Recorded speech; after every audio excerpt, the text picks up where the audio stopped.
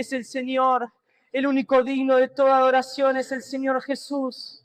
El único digno de toda adoración es la esencia, es la vida de Cristo en nosotros. Y a eso vamos, a ser cada vez más fieles, cada vez más exactos en la tarea de representar el cuerpo de Cristo en la tierra.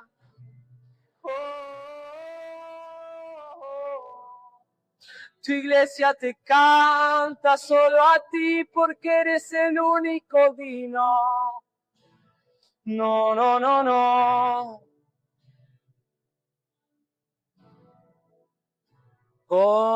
Perdonará, tú eres el único digno. Y el único digno.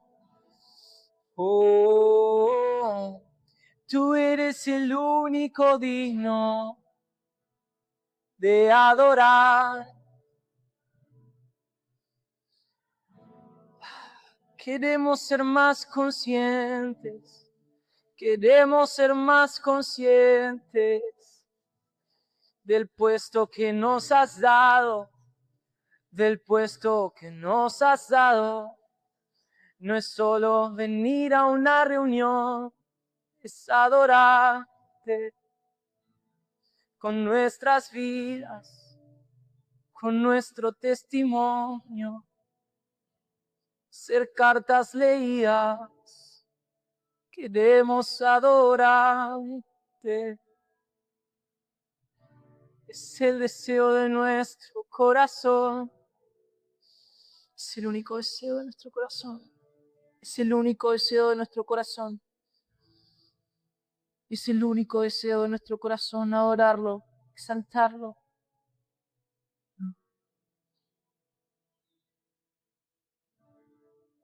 Es el único deseo de nuestro corazón. Mostramos tu esencia cada vez más. Y tu iglesia cada vez más es una expresión certera de la naturaleza que nos habita. Somos una expresión certera del cuerpo de Cristo, amados. En nuestra tarea, en nuestra misión. Es el único objetivo con el que fuimos traídos a este mundo. ¿Y saben qué? Acá no interesa si queremos o no queremos. Cada uno es libre de hacer lo que quiera. Pero no lo hacemos porque, quiero. No, lo hacemos porque hubo un sacrificio que compró nuestras vidas. ¿Y saben qué? Cuando alguien compra algo, le pertenece. Si yo voy a un kiosco y compro un alfajor, es mío. Si yo voy a una juguetería y compro juguetes, es mío. Y Él compró nuestras vidas y no las compró con un precio barato. Para nosotros, la gracia es gracia. Para nosotros, la salvación y la vida eterna es algo que vino de arriba, pero no fue gratis. Algo que fue regalado no significa que no tuvo un precio. Y tuvo precio de cruz. Tuvo precio de la sangre del Cordero. Tuvo un precio de la sangre del único justo. Tenemos que ser conscientes de eso. Tenemos que ser conscientes de que no es lo más importante lo que nos pasa a nosotros, sino lo que Él quiere hacer con nosotros. Hoy vamos a hablar de la resurrección de Jesús como transferencia de dominio. Entendemos transferencia como algo que estaba en un lugar y ahora se transfiere hacia otro lugar. Cambia de posición. En este caso, cambio de dominio. Hemos leído mucho Apocalipsis 1:18 y hoy no va a ser la excepción. Lo vamos a volver a leer. Y no nos cansamos de leer. No nos cansamos de leer una y otra vez lo mismo porque el Señor día a día nos va mostrando cosas nuevas en las Escrituras. No pensemos que ya tenemos un versículo de memoria y ya lo entendimos y lo olvidamos. Porque si no estamos subestimando la anchura, la multitud, la multiforme gracia. Estamos ignorando muchas cosas que nos perdemos de conocer.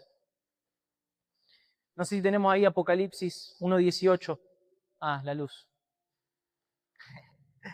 Bueno, se los leo. Apocalipsis 1:18. Yo soy el que vive. Estuve muerto, pero mira, ahora estoy vivo por siempre y para siempre. Estoy vivo por siempre y para siempre. Y tengo en mi poder las llaves de la muerte y de la tumba. Qué loco haber pasado tanto tiempo por arriba de estas palabras. Qué loco haber pasado por tanto tiempo así, leído así nomás, o ni siquiera sin leer. No sé a cuántos les ha pasado de hasta hace un tiempo no leer Apocalipsis por miedo, o no leer Apocalipsis porque era muy difícil de entender. ¿Cuánto tiempo nos perdimos de ver esto? Y tengo en mi poder las llaves de la muerte y de la tumba. Amados, la resurrección no es solamente un hecho histórico. La muerte y la resurrección de Jesús no es solamente algo que pasó hace miles de años. Es algo que trasciende.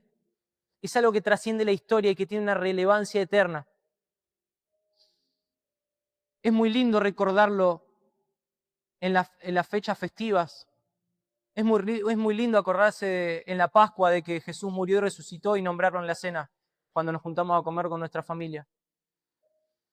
Pero si no entendemos de que la cruz va más allá de una fecha festiva, la cruz va más allá de juntarnos con nuestros familiares a comer un asado o un pescado, porque creo que carne no se come, no sé. La cruz va más allá de eso. La cruz es algo que trascendió la historia para siempre y que gracias a ese hecho histórico, hoy en día tenemos la vida eterna. Tuvo una trascendencia eterna para el resto de la historia. No es una simple descripción de un hecho y no fue una simple imposición. Esto lo vamos a ver más adelante, pero no fue una imposición. Recordemos esto. Si alguien está anotando y quiere anotar esto, no fue un hecho con imposición, sino una consecuencia de la obra de la cruz. Que hoy el dominio de la tierra, el dominio lo tenga la verdad, el dominio lo tenga Cristo, es gracias a la obra de la cruz. Y qué bueno entender la cruz. Qué bueno entender la cruz como un cambio de realidad. Qué bueno entender la cruz como ese hecho que rompe nuestros velos, como eso que nos quita la máscara y nos deja ver la realidad, la aletheia. Aletheia significa realidad, la aletheia de Dios. Qué bueno poder entender la realidad de Dios. Entendemos a la cruz como ese sacrificio que nos dio la vida eterna. Y si ven más adelante lo vamos a ver, creo que ya lo hemos hablado, esto de no entender la vida eterna como un pasaje al cielo. Juan 17:3. Y esta es la vida eterna. 2 puntos. Que te conozcan a ti. ¿Dónde está el pasaje al cielo? Y esta es la vida eterna, que te conozcan a ti, el único Dios verdadero, y a Jesucristo, a quien nos has enviado. No podemos seguir entendiendo la cruz como un pasaje al cielo o un perdón de pecados. Gracias a la cruz somos perdonados. Amén. Gracias a la cruz, cuando nos moramos en este plano terrenal, vamos a pasar a un plano espiritual y eterno. Gloria a Dios. Pero no es solo eso. La cruz tiene una trascendencia en nuestro día a día, en nuestro diario vivir. Hoy nosotros portamos la vida eterna, portamos la vida del Hijo, porque Él se sacrificó para comprarla. Es un disfrute actual. La vida eterna es un disfrute actual. Pero también es una responsabilidad. La vida eterna es de disfrute, pero es de responsabilidad. La vida eterna nos trae libertad.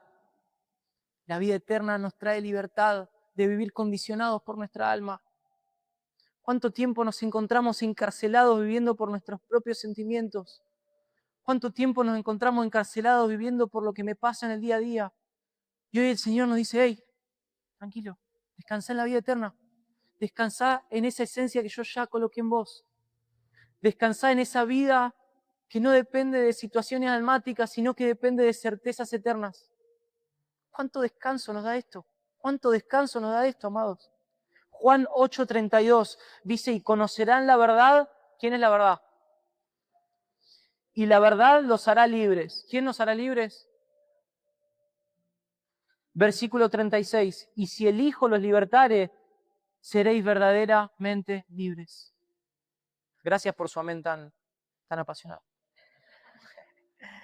Tremendo. Miren el cambio de paradigma. No es pensar la libertad simplemente como un hecho de algún día cuando me muera voy a ser libre. No. Ahora. Hey, sos libre. Sos libre, sos libre, somos libres. Somos libres de vivir encarcelados de nuestra propia alma y ahora vivimos por la certeza de que quien vive en nosotros es nada más ni nada menos que el Hijo. Miren qué privilegio que tenemos. Hoy tenemos que entender la transferencia de dominio que hubo en la cruz, no como algo histórico. Tenemos que entender la transferencia del dominio como algo que fue en ese momento y para siempre, porque cambió la eternidad, cambió la historia de la humanidad para siempre. Vamos a ver 5 puntos, uno más largo que el otro, pero 5 puntos que realmente nos van a ayudar a entender esto. El primer punto, para los que lo están anotando, es la autoridad de Cristo sobre la muerte y el Hades se fundamentan en un hecho histórico, su muerte y su resurrección. Lo leo de vuelta. La autoridad de Cristo sobre la muerte y el Hades se fundamenta en un hecho histórico, su muerte y resurrección. Y quería leerles Hechos 2:22, pero no sin antes contarles un poquito el contexto de eso. En Hechos 2:22, en Hechos 2 en realidad, no sé cuántos saben que es el día de Pentecostés, en donde baja el Espíritu Santo sobre los creyentes y pasan cosas sobrenaturales, cosas que ellos todavía no habían visto pasar nunca. Hablan en otras lenguas, sobre ellos se posan lenguas de fuego, cosas que ni siquiera nos podemos imaginar nosotros con la imaginación, ni con ChatGPT. Y los judíos que veían eso estaban conmocionados a ver que hablaban sus propias lenguas. Y Pedro, a través del capítulo, no lo vamos a leer ahora, pero los invito a que lo lean.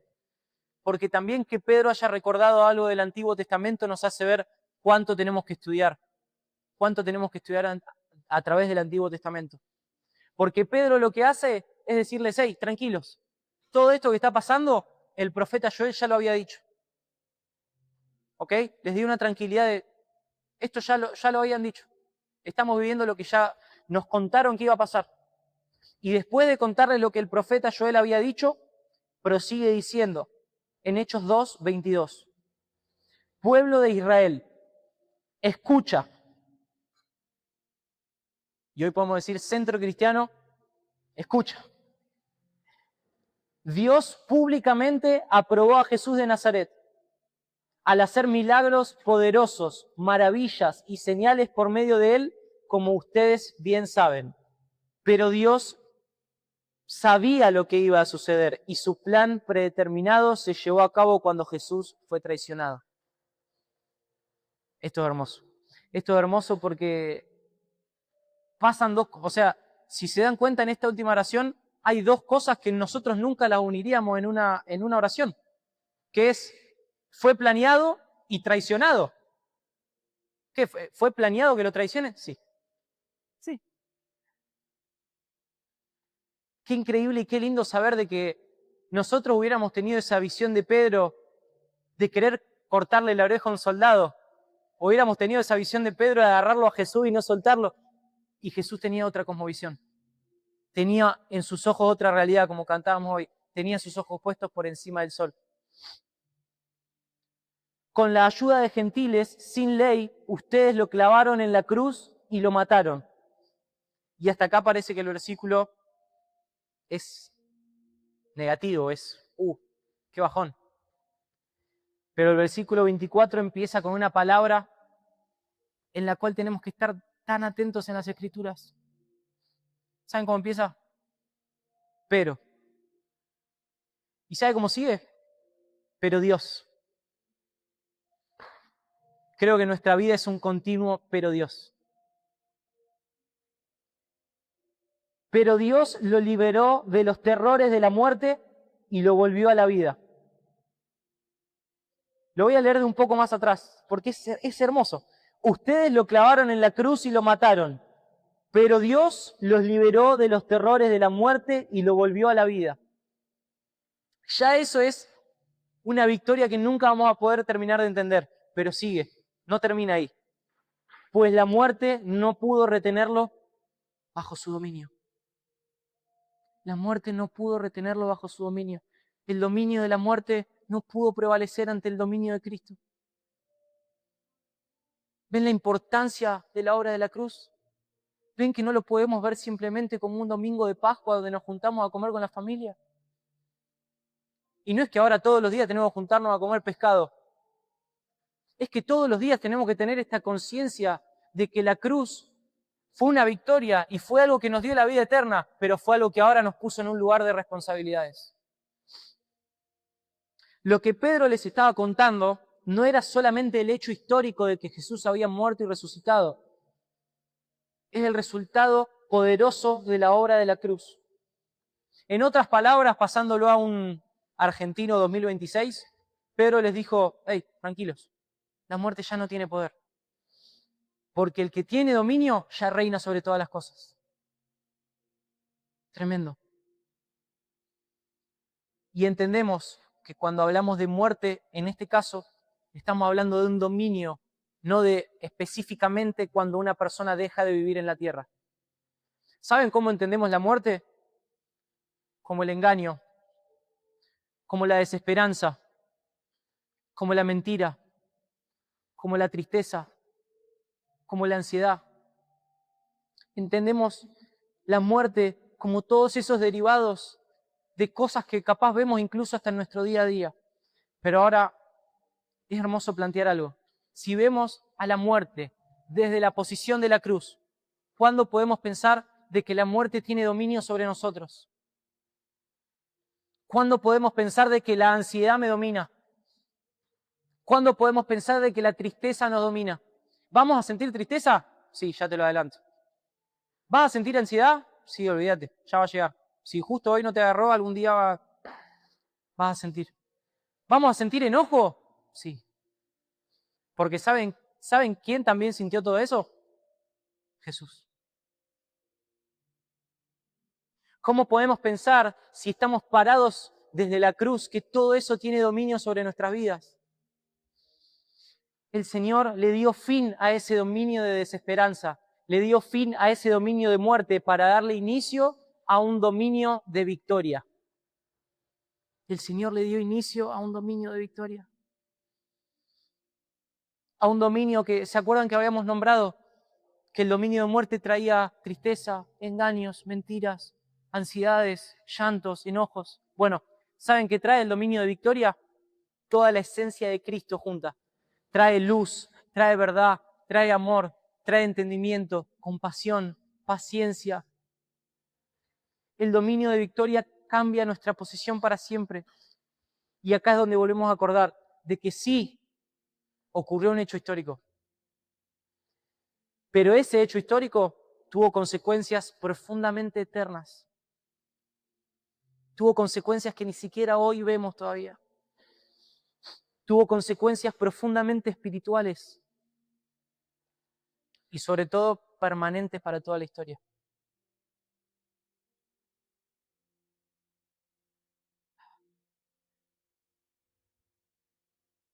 Punto B. La muerte no fue vencida por decreto, sino por una irrupción histórica. La muerte no fue vencida por decreto, sino por una irrupción histórica. No sé cuántos me conocen afuera de acá, cuántos saben, pero yo me dedico al trabajo de vender carne al por mayor. Y yo, casualidad, es lo mismo que hacía mi viejo. Es una herencia que tuve ahí de trabajo. Y saben que con él, gracias a Dios, si bien él ya no está trabajando de eso, tenemos mucho ida y vueltas.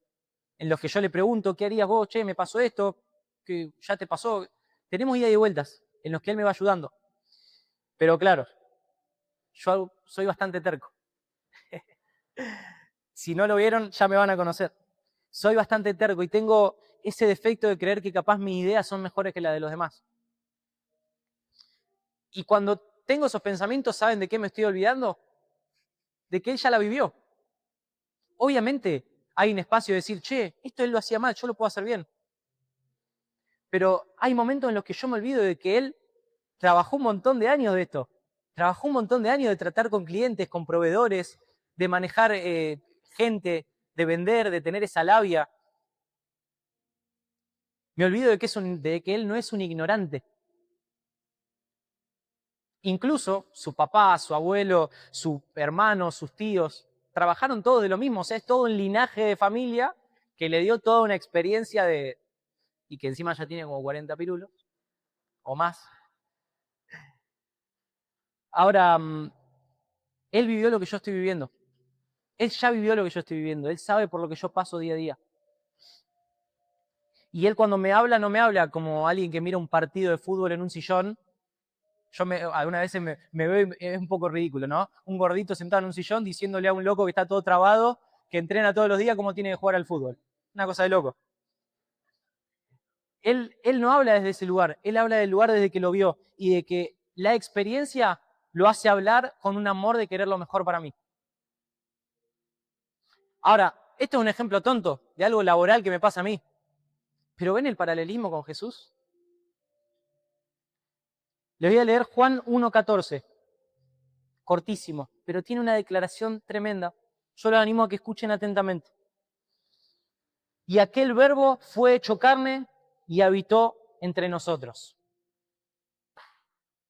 Tremendo. Aquel verbo fue hecho carne y habitó entre nosotros. Miren, yo estoy 99,9% seguro, por no decir 100, de que si hubiera sido por nosotros, ¿cuál hubiera sido nuestra idea? Somos Dios, estamos sentaditos en el banquito.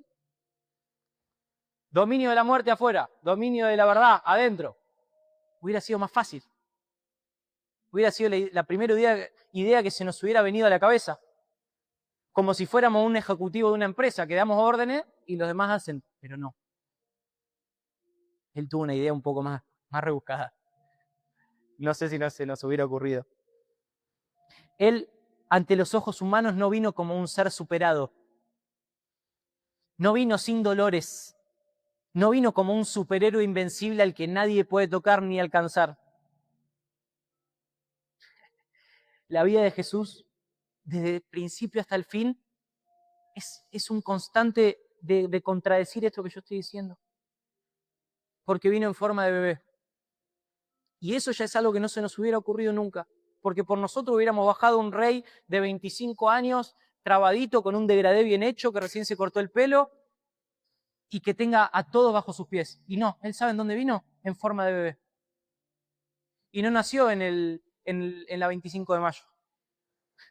Nació en las peores condiciones posibles. Y no nació con una multitud de gente adorándolo porque sabían quién venía. ¿Saben cómo nació? En persecución.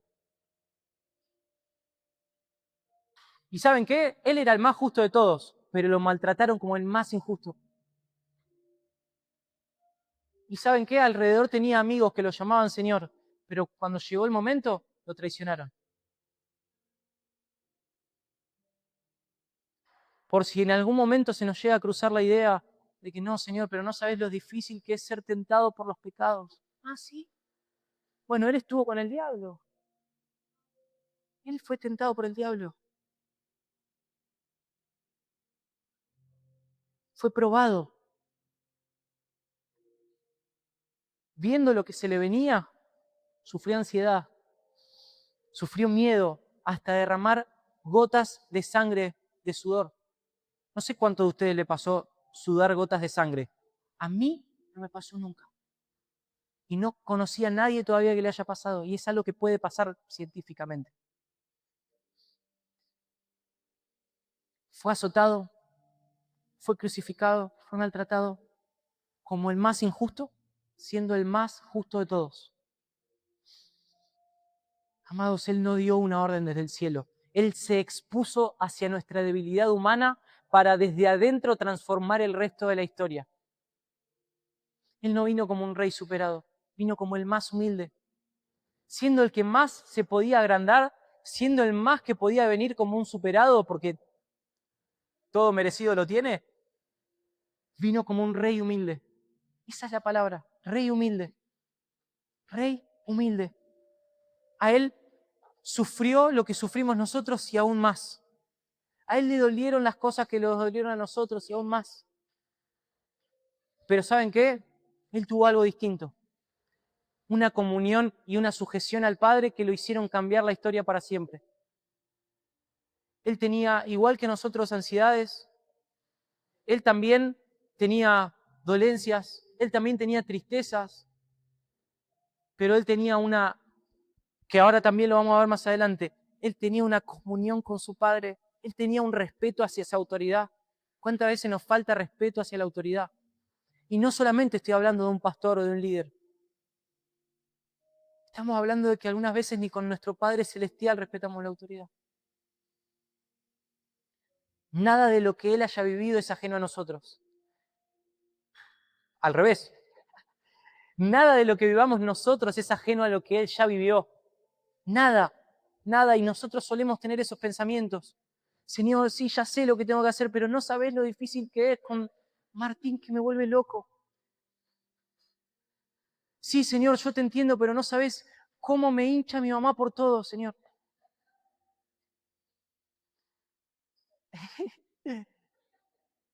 Nada de lo que carguemos, ningún peso, ni el más pesado, es ajeno a lo que Él ya vivió. Y amados, volvemos a lo mismo de antes. Habiendo escuchado todo esto, nunca podemos pensar que la obra de la cruz es un simple pasaje al cielo.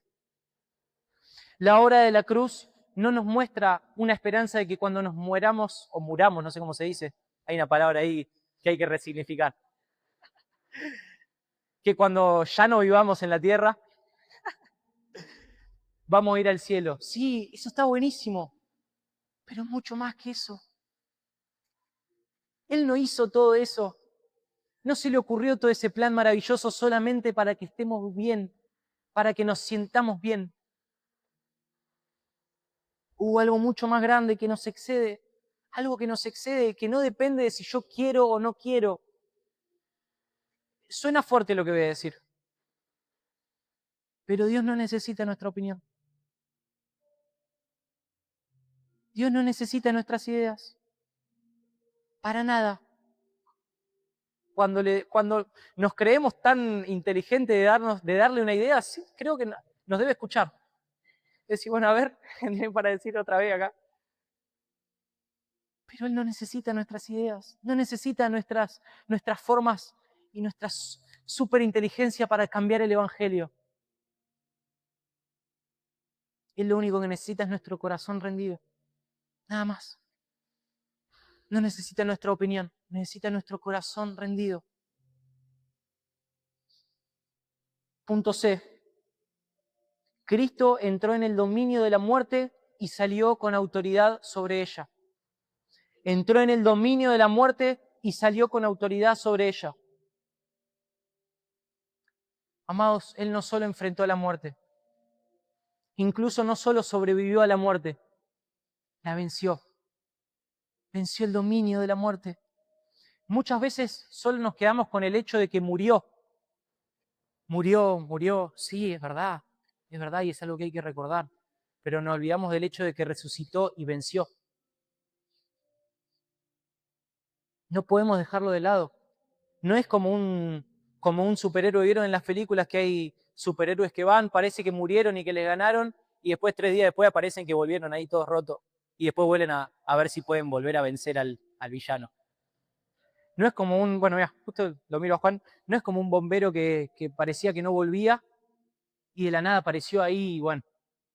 No, él salió con victoria. Sí, físicamente seguramente quedó más destruido que nadie.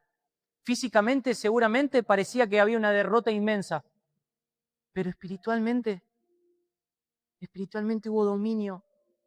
Hubo una victoria sobre el dominio, hubo una transferencia del dominio. Y hubo un cambio generacional, hubo un cambio que trasciende a todas las generaciones por venir. Y es que ahora el que domina ya no es la muerte, sino que es la victoria. No es la oscuridad, sino que ahora es la luz. No es la tristeza, sino que ahora es la alegría. No es la ansiedad, sino que ahora es la paz. Volvemos a leer Apocalipsis 1:18, y tengo las llaves de la muerte y del Hades. Tengo las llaves. Si yo tengo la llave de mi casa, Yo me acuerdo cuando tenía 13, 14, 15 años, no me acuerdo, que me dieron la llave de mi casa, como que me hicieron un duplicado, no sé cómo se dice, duplicado, una copia. Y claro, oh, me sentía yo, qué copado esto, tengo el control de la casa, o sea, puedo entrar y salir cuando quiera. Y este sentimiento de control es el mismo que tenemos que ver cuando hablamos de llaves. Él tiene las llaves de la muerte y del Hades. Él tiene el control de la muerte y del Hades. Anuló para siempre los planes de Satanás. Anuló para siempre. ¿Y saben cuál es el plano de Satanás? El plan de Satanás. Les voy a contar algo. Satanás no tiene nada contra nosotros. Satanás no está enojado con nosotros. No nos odia. No sé, capaz que sí. Viste que tiene un mambo Satanás terrible, pero Satanás no tiene nada en contra de nosotros. ¿Saben contra qué tiene algo Satanás? Contra el diseño. Desde el principio, Adán tuvo algo contra el diseño eterno que tenemos. Satanás para lo único que está es para dañar el diseño eterno. Y ahí sí, en la vuelta caemos nosotros, porque estamos ahí en el medio. Por consecuencia, justo Satanás nos tiene que tirar a nosotros. Pero ya no somos presos de eso. Ya no somos presos del dominio de Satanás. Estamos tranquilos. Porque por más de que Satanás quiera derribar el diseño eterno, ya no tiene dominio.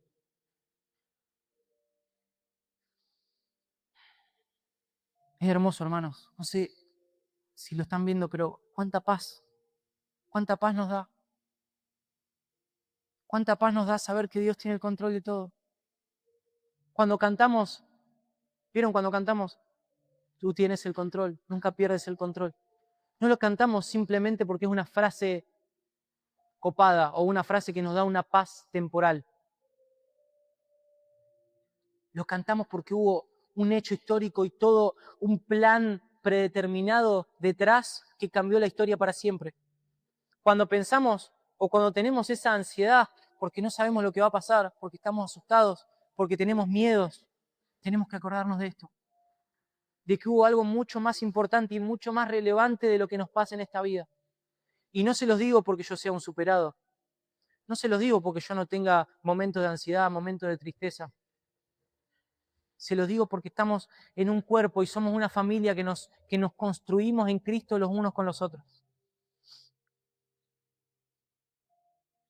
Punto D. La transferencia de dominio no es teórica, es experimental. La transferencia de dominio no es teórica, sino experimental. ¿Saben? Es muy lindo escuchar todo esto. Está bárbaro. Nos llena el alma de felicidad. Pero no sirve de nada si no tiene una transformación real en nosotros. ¿Saben qué? Si salimos de acá y seguimos igual que como vinimos, perdimos el tiempo. Estuvimos 2, 3 horas acá cantando un par de palabras y escuchar al pibito que se para adelante, para nada. Era preferible quedarse en su casa mirando Netflix.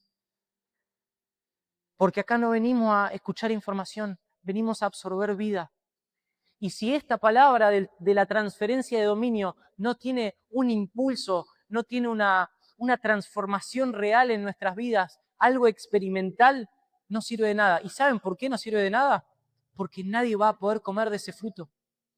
Amados, lo más lindo de esto no es quedarnos en un cuadrado, no sé cuánto tendrá el auditorio, pero es grande.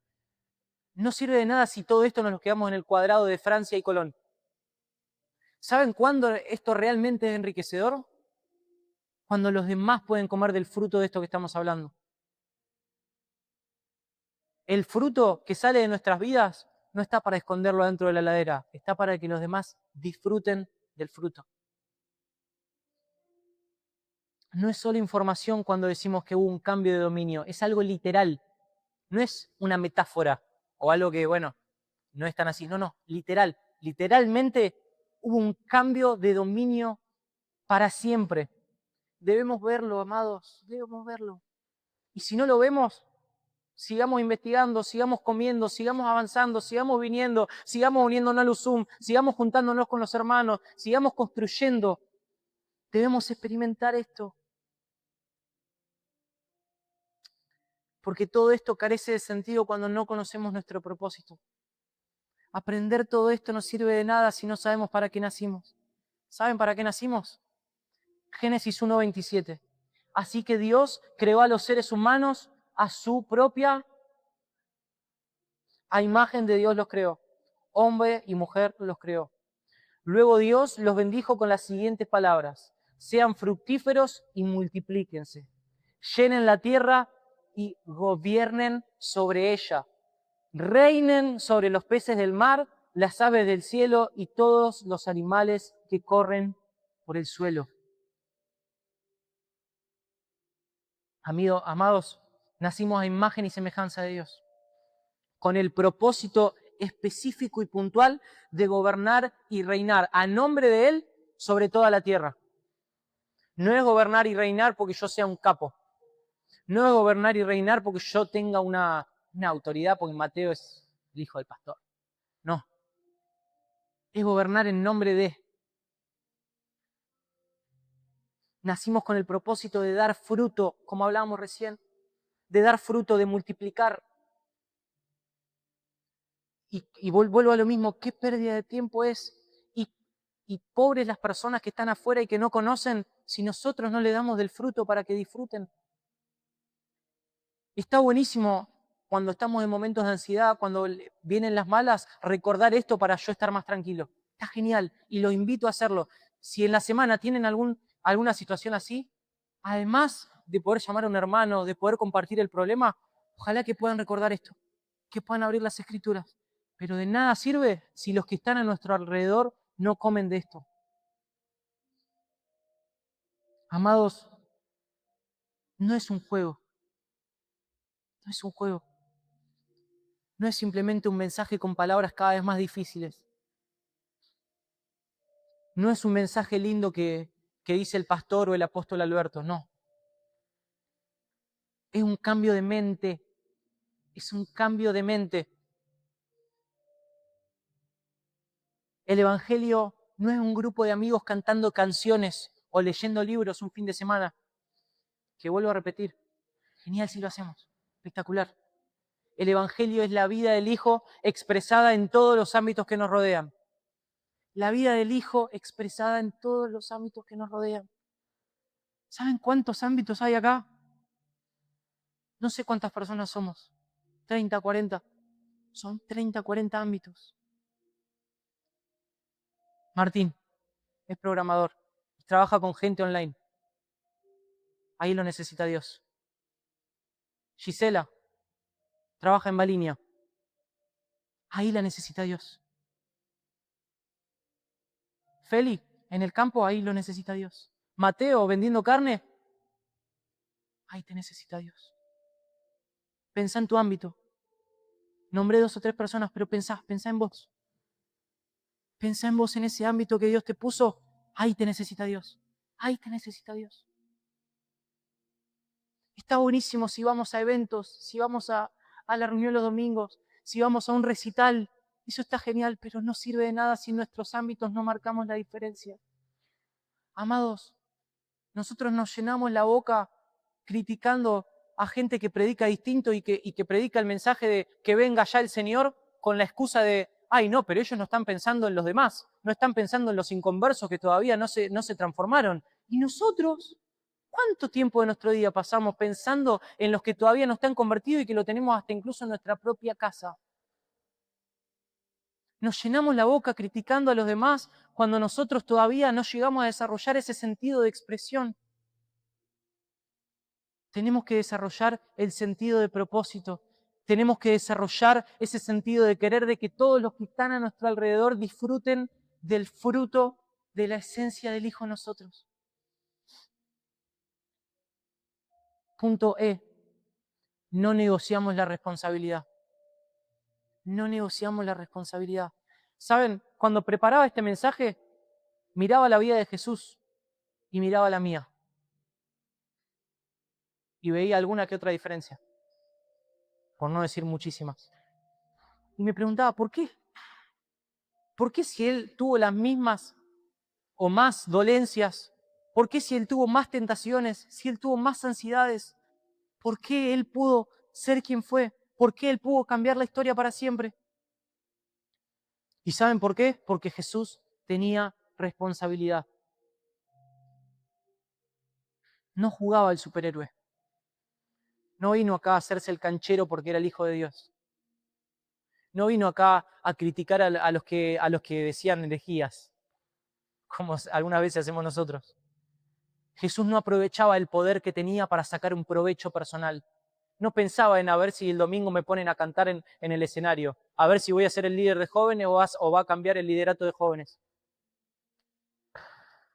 Es un cambio de conciencia, amados. Es un cambio de conciencia. Jesús no se distraía porque no negociaba la responsabilidad. Jesús no negociaba su responsabilidad, la enfrentaba. La enfrentaba. Él enfrentaba la responsabilidad con la que había venido. Y saben, no era fácil. No es que porque era el Hijo de Dios todo era fácil y le salía de taquito. Le salía por esencia, pero él también tenía momentos de no querer, por ejemplo, ir a la cruz. Señor, si puede ser que pase por mí esta copa. Si te copa, que pase la copa. Pero que se haga tu voluntad. Responsabilidad. Él sabía a lo que había sido llamado. Hasta ahí, incluso podemos compartir eso con Jesús. Porque nosotros ahora, que si no lo habíamos escuchado, ahora lo escuchamos. Sabemos para qué fuimos llamados. Pero ¿saben dónde está la diferencia? En que Él vio el llamado y lo enfrentó, no lo ignoró. Responder al llamado no es solamente venir el domingo. Si pensamos que responder al llamado se basa en momentos puntuales de unas reuniones o en asistir y entrar a las 7:30 en un Zoom, estamos equivocados. Si pensamos que responder al llamado es cuando hay reunión de mujeres, voy a la reunión de mujeres. Cuando hay reunión de hombres, voy a la reunión de hombres. Cuando hay reunión de jóvenes, voy a la reunión de jóvenes 5 minutos antes, porque si no, Mateo me va a decir algo. ¿Saben lo que no es responder al llamado solamente? Es venir a poner una cara bonita acá. Porque, ¿saben? Es muy fácil venir a poner la cara acá. Es muy fácil vender una careta. Es muy fácil estar ahí y aprenderse oraciones de memoria, amados. Es muy fácil cantar y hacernos los espirituales. ¿Saben lo que no es fácil? Expresar su vida de la puerta para afuera. Y eso es a lo que fuimos llamados. ¿Saben qué es responder al llamado? Responder al llamado es Jesús, que a pesar de estar orando solo, sin la compañía de sus amigos que tenían que estar ahí con él, sufriendo a tal punto como hablábamos hoy de transpirar gotas de sangre, mostrar la esencia del Hijo. Y cuando llegan los soldados, decirle a Pedro, no, tranquilo. Le puso una orejita de plástico y arrancó y siguió con el propósito. ¿Cuánta diferencia? ¿Cuánta diferencia? Responder al llamado, ¿saben qué es? Es Jesús angustiado, con miedos, con inseguridad de no saber qué hacer, pero orando ¿para qué? Para que se haga la voluntad de su Padre y no de la suya. Y yo los invito a que pensemos en nuestras oraciones, porque nos sentimos muy espirituales por orar a la noche cuando nos vamos a acostar, pero ¿qué decimos en nuestras oraciones? Obviamente, está genial cuando tenemos alguna situación personal, entregársela al Señor. Los invito a que hagamos eso. Pero si nuestras oraciones no se basan en que el Padre haga su voluntad y no la nuestra, estamos equivocados, le estamos errando al blanco. Le estamos errando al propósito, le estamos errando al llamado. ¿Saben qué es responder al llamado? Responder al llamado es Esteban, que por predicar el Evangelio tuvo que enfrentarse al Sanedrín judío y sabiendo lo que se iba a venir y que lo iban a matar, no negoció la verdad y fue firme a la hora de confrontarlos. ¿Y saben qué dijo cuando murió? Señor, lleva mi espíritu con tu espíritu. Un nivel de madurez y de responsabilidad con el llamado. ¿Saben qué es responder al llamado? Responder al llamado es Pablo, que aún estando preso, aún estando en la riqueza, aún estando en libertad, aún estando en la pobreza, él decía, y no solo decía, él contagiaba. Si se ponen a revisar las cartas que hace Pablo, son todas de contagiar una visión por encima del sol. Si se ponen a revisar las cartas de Pablo, son todas cartas que incitan a los demás a poner los ojos en el punto correcto. Y las cartas no las escribía sentado desde su sillón como yo escribí el mensaje. Las cartas las escribía estando en la cárcel, como decíamos recién, estando en tristeza, estando en felicidad, estando en gozo, estando en preocupación, estando en ansiedad. Y nosotros deberíamos preguntarnos, ¿estamos respondiendo o estamos ignorando el llamado?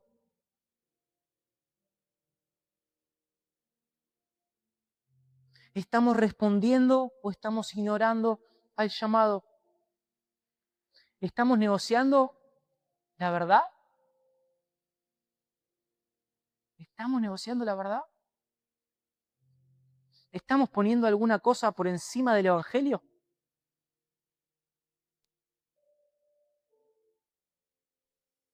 Amados, si nos damos cuenta de que algunas de estas cosas son afirmativas, no es para pegarnos con un látigo.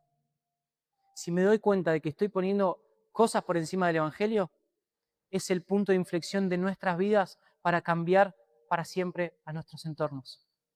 Si te das cuenta de que estás negociando el llamado y que no estás respondiendo a lo que el Señor nos llamó, tranquilo, es un punto de inflexión en tu vida.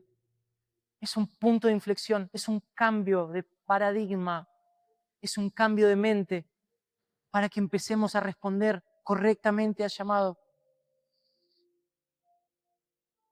Amados, el cielo, todo este tiempo estuvimos hablando de el cielo en la tierra. Y el cielo en la tierra no es solamente cosas de reuniones, hacer súper recitales para millones de personas. El cielo no es solamente, porque sí lo incluye, pero no es solamente gente yendo a África, a Asia, porque el cielo se encuentra en lo más sencillo. El cielo se encuentra en lo más sencillo. ¿Saben qué? ¿Dónde se encuentra el cielo? El cielo se encuentra en ese obrero que cada día que pasa contagia a sus compañeros de trabajo y todos los domingos que venimos trae una persona nueva. ¿Saben qué es el cielo? El cielo es esos papás que día tras día, a pesar de las complicaciones que hay, están ahí con el corazón ferviente para que sus hijos conozcan una casa con expresión de Cristo. ¿Saben qué es el cielo en la tierra? El cielo en la tierra son esos jóvenes que van a la facultad con el deseo de aprender, pero con el deseo primeramente de expresar el cielo en la tierra. ¿Sabés qué es el cielo en la tierra? El cielo en la tierra es ese parquero que va a corta el pasto, pero que cuando puede y cuando le dan la oportunidad puede compartir del Evangelio. ¿Saben qué es el Evangelio? El Evangelio es ese empresario que a pesar de que todos a su alrededor se manejan por mentiras, por engaños, por falsedades, se mantiene firme, sin importar si eso le trae consecuencias buenas o malas. Amados, el cielo en la tierra se expresa en lo más sencillo. Incluso algunas veces ni hace falta nombrar a Dios. Porque si alguien va a la facultad y es dedicado y hace las cosas como para Dios y los demás no, ya estás marcando un cambio. Si vos vas al supermercado, pagás y la cajera te da mal el cambio y vos se lo devolvés, hey, mirá, ¿sabés que me diste 1.000 pesos de más? Estás marcando un cambio. Si vos vas al jardín a buscar a los nenes a la escuela y cuando ven a tu matrimonio ir a buscar a los nenes, ven a una familia unida, estás marcando un cambio.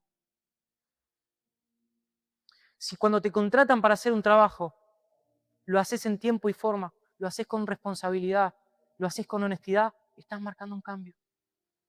Está buenísimo ir a Asia a predicar y honramos e incluso deberíamos aprender mucho de las personas que dejan su vida de lado para predicar el Evangelio en lugares donde las condiciones no son como acá. No están en un auditorio con wifi, con luz, que estamos todos calentitos. No. Pero el Señor hoy no nos pide que empecemos por ahí. ¿Saben qué? La iglesia tiene una identidad de ser misional, pero no misional de, listo, vamos todos para la India, porque si no tendríamos que vivir, todo el mundo en la India tendríamos que vivir. No, ¿saben dónde tenés que empezar a ser iglesia misional? En tu casa. ¿Querés empezar a hacer una iglesia misional? En tu casa, con tus amigos, con tu familia. El cielo se encuentra en su iglesia mostrando la vida de Cristo en los ámbitos más cotidianos. ¿Y saben qué? Les voy a contar algo. No creo que a ustedes les pase, pero a mí es donde más me cuesta. Con mi hermana es con la que más me cuesta tener paciencia. Con mi mamá es con la que más me cuesta respetar a la autoridad. En mi casa es donde más me cuesta respetar a los demás.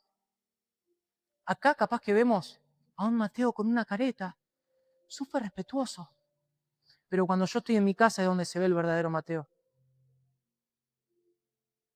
Cuando yo estoy con mis amigos con los que tengo más confianza es donde se ve al verdadero Mateo. Donde se ven los chistes que hace Mateo. Donde se ven las charlas que tiene Mateo. ¿Saben dónde se ve el verdadero Mateo? Cuando va a jugar al fútbol y no hay nadie del ámbito cristiano alrededor. ¿Saben dónde se ve el verdadero Mateo? Cuando en el trabajo justo no hay nadie cristiano, entonces ahí capaz que se me escapa alguna mala palabra, porque no me ve nadie. Si Martín no está para verme, no me va a mandar al frente. Amados, lo que el Señor nos pide es que llevemos el Evangelio a los ámbitos más cotidianos, que marquemos el punto de inflexión en cada ámbito donde estemos parados. No podemos permitir que entremos a un trabajo, estemos 3 años trabajando, renunciemos o nos despidan y que la gente nunca se haya enterado que nosotros somos cristianos. No puede pasar de que vivamos en un barrio 2 años, nos tengamos que mover por cualquier circunstancia y que el vecino nunca se haya enterado de que somos hijos de Dios. Amados, no nos podemos permitir de que pase un fin de semana más sin que todo el barrio se entere de que acá hay una iglesia donde se predica el Evangelio de Cristo. Amados, piensen en sus trabajos, piensen en sus familias, en sus amistades. No puede seguir pasando el tiempo sin que nosotros nos permitamos no predicar el Evangelio al que fuimos llamados a predicar. En los ámbitos más cotidianos, en los ámbitos más cotidianos. Algunas veces somos tan ilusos, algunas veces somos tan ilusos pensando que el Señor necesita de nosotros que toquemos el domingo, cuando en realidad lo que necesita es que seamos la expresión de Cristo en la tierra, en los ámbitos más sencillos. No es casualidad que sea en donde más nos cueste, no es casualidad. Amados, para terminar, recordemos que Jesús no fue a la cruz para ponernos una curita. Jesús no fue a la cruz solamente para lavarnos una herida y que estemos sanitos. No fue a la cruz para suplir nuestros deseos personales, porque la estamos disminuyendo si pensamos eso.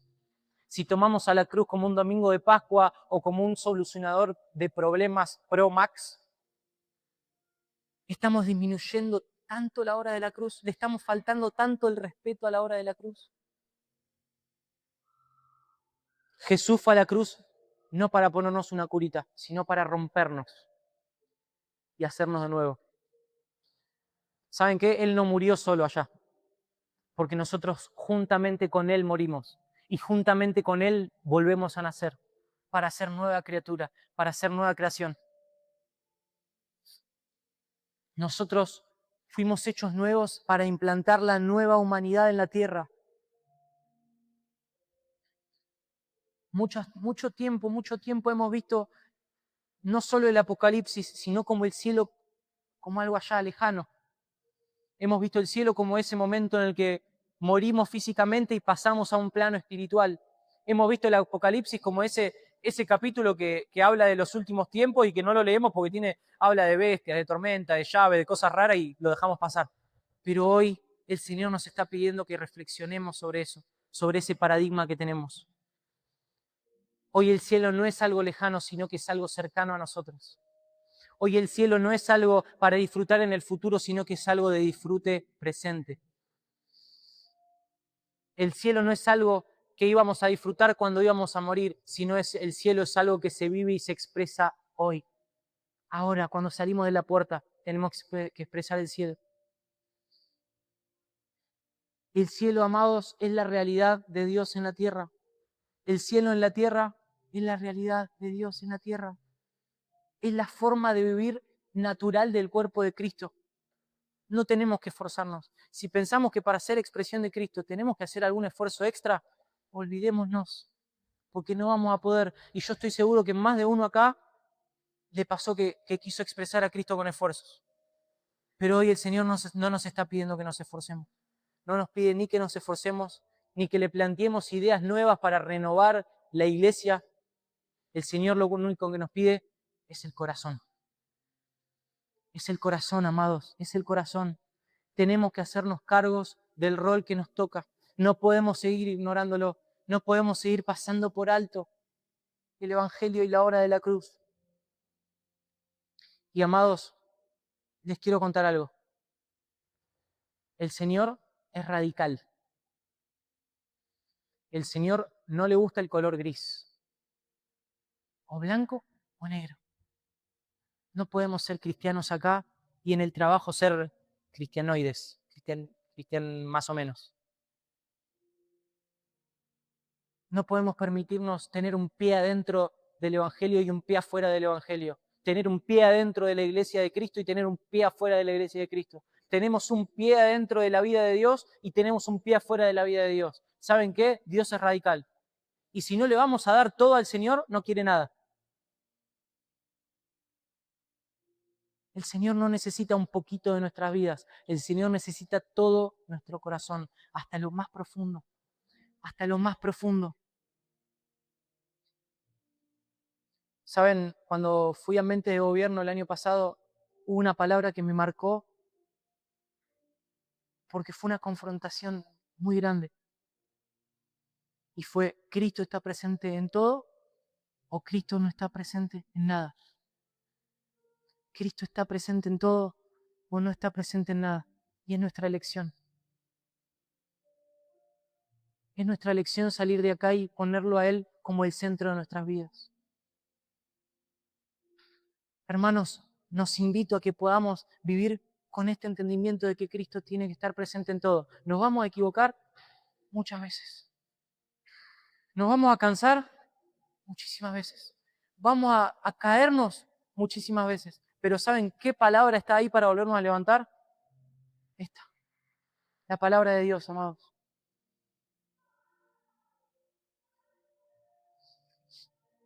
¿Alguien sabe acá lo que significa la disonancia cognitiva? La disonancia cognitiva es la tensión o el malestar psicológico que surge al mantener simultáneamente dos creencias, actitudes o comportamientos contradictorios. Básicamente, para pasárselos a un español más sencillo, es predicar algo que no vivimos. Tenemos que salir de ese ciclo en el que vivimos de venir a la reunión el domingo y volver a la semana como si nada. Tenemos que salir de ese ciclo de ser cristianos solamente porque tenemos el título, porque tenemos una crucecita en el estado de WhatsApp, pero después cuando vamos al trabajo, disonancia cognitiva. Amados, tiene que desaparecer eso de nosotros. Tenemos que despertarnos. ¿Y saben por qué tenemos que despertarnos? No solo por nosotros, sino por los que están allá afuera. Tenemos que tener ese sentir que decíamos hoy, de no querer, Señor, si vas a venir mañana, bancá que quiero tener otra oportunidad para ir al trabajo y expresar a Cristo. Señor, pará, si vas a venir el lunes, bancame que yo el martes justo jugaba al fútbol y quiero tener una última oportunidad para expresarte en fútbol. Señor, si vas a venir el jueves, esperá que yo el viernes justo tenía una juntada con los amigos de la facultad que no veo hace 10 años. Tenemos que tener ese sentido de expresar, tenemos que tener ese sentido y ese sentir que tenía Jesús, de que los demás disfruten de nuestro fruto, porque es la única manera en la que vamos a poder ser conscientes y responsables con la tarea. Amados, yo los invito a que se pongan de pie,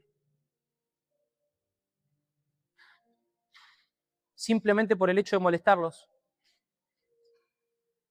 pero que podamos reflexionar sobre esto, que podamos tener un tiempo de oración, sobre esto. Esto no es simplemente un mensaje de domingo más. Esto no es simplemente un mensaje de domingo más. Esto es la vida del Hijo. Es la vida del Hijo expresándose en cada ámbito, en cada ámbito. Si te animás, te invito a que tomes la mano del que tenés al lado Somos un cuerpo, somos una familia y juntos estamos en esto. No estamos solos. Hey, si sentís que no podés expresar a Cristo porque estás solo, el que tenés al lado que te está dando la mano está con vos. No nos sentamos solos, no nos sientamos solos. El cuerpo de Cristo ha sido puesto en la tierra para traer el cielo, para traer la eternidad, para traer lo celestial, para traer la realidad de Dios a este plano terrenal. Y Señor, no queremos fallarte, no queremos negociar con la tarea, no queremos negociar con la responsabilidad que vos pusiste, sino que la queremos enfrentar, la queremos enfrentar. No queremos ser tibios, Señor. No queremos ser tibios de ser cristianos en algunos ámbitos y en algunos ámbitos desconocernos del Evangelio, sino que queremos ser radicales. Queremos ser radicales, Señor, en expresarte en cada momento de nuestras vidas, porque es la única manera de que el cuerpo de Cristo va a llegar a todas las partes de la tierra. Señor, oramos por una iglesia que tenga sentido misional, pero no solamente sentido misional por ir a un país lejano, sino por sentido misional de poder expresar a Cristo en cada ámbito más sencillo en lo que nos expongamos. En nuestras casas, en nuestras familias, en nuestros hogares se empiezan a gestar matrimonios, hermanos, amistades, vínculos amorosos, en los que lo primero es expresar a Cristo en la tierra. Señor, nos entregamos a tu voluntad, nos entregamos a tu propósito y nos comprometemos en el día de hoy a expresarte en esos ámbitos cotidianos en los que algunas veces no somos tan cristianos. Nos encomendamos, Señor, en tus manos para poder expresarte de la manera más fiel y más sencilla posible. No queremos solamente aprender a hablar con palabras más sencillas. No queremos aprender a hablar cada vez con palabras más difíciles para parecer más cristianos. Queremos cada vez aprender más a vivir la vida de Cristo. Queremos cada vez más mostrar la esencia del Hijo que vive en nosotros. Y por sobre todas las cosas, no ignorar la obra de la cruz, que colocó una transferencia de dominio en la tierra. Queremos dejar de ignorar y de tomar la obra de la cruz como un domingo de Pascua o como algo que recordamos cuando cantamos una canción que habla sobre la cruz. Señor, recordamos la cruz todos los días porque entendemos que en ese acto hubo una transferencia, un cambio de dominio, un cambio de realidad. Y ahora ya no vivimos nosotros, sino que el Hijo que fue puesto por esa obra de la cruz vive en mí. Señor, nos encomendamos a tu hermosa voluntad. Señor, dejamos de ignorar el llamado y empezamos a responder porque sos el único capaz de llenar nuestras vidas y hacerlas nuevas. Señor, sos el único capaz de transformar nuestros ámbitos. Sos el único capaz de transformar a las personas que nos rodean y que todavía no te conocen. No lo queremos hacer por nuestro talento, por nuestra voluntad, por nuestras ideas. Señor, queremos manejarnos por naturaleza. Te amamos, Señor, te amamos, te amamos. Te amamos, Señor. Te amamos, Señor, te amamos, Señor. Te amamos, Señor, te amamos, Señor.